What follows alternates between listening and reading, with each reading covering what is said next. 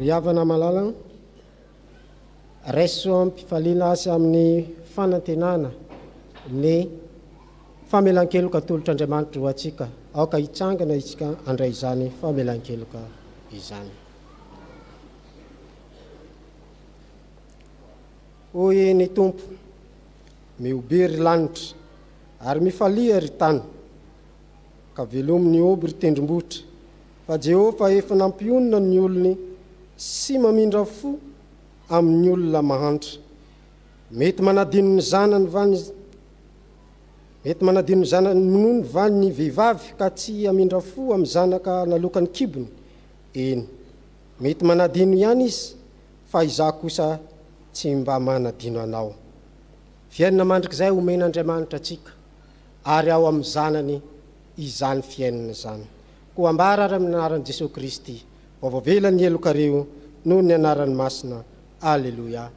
Amen. Fa sambatra ny olona izay voavela ny elo, sy voasarona ny fahotana. Sambatra ny olona izay tsy sain'i Jehova eloka, ary tsy misy fitika ny fanahiny. Amen.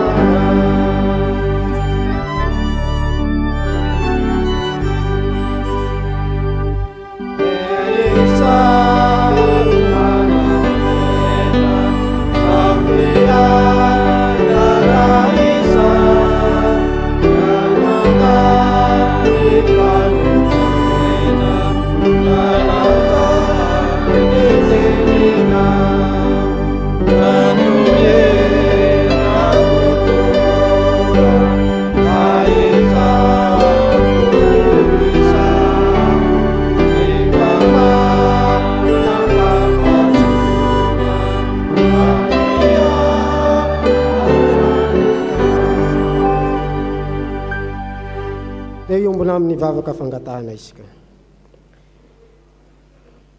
Misatranao hatrany izay Andriamanitra ry zanaka ary fanahy masina. Andriamanitra manome izay tianao iainanay araka ny sitraponao ianao ka nomezanao anay ny teninao. Ary efa nandre ny teninao izahay, nandre ny hafatrao. Ankehitriny izahay dia vonina mandrakariva ho kristianina tsy mody maty, ary ahay miara-maty aminao. Satria hiara-maty amin'izany koa ny fahotanay. Hiala velona aminao Jesosy Kristy, ary velona ho anao Andriamanitra tahaka ny Kristy izay velona ho anao Andriamanitra izany. Ny tenanay, ny taovanay dia ataonay fitaovana ho fiadiny ny fahamarinana araka ny sitraponao. Ary izany no asainay sy afahanay mangataka aminao, mitondra mbavaka ny amin'ny fiainanay sy ny fiainam-piangonana ary ny fiainan'ny firenena. Ko ankehitriny Tompo, mivavaka izahay ho amin'ny fiangonana Jesosy Kristy eto Madagasikara.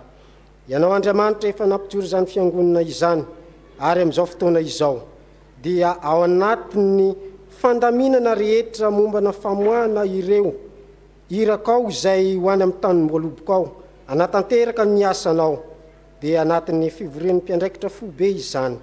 Jesosy Tompo,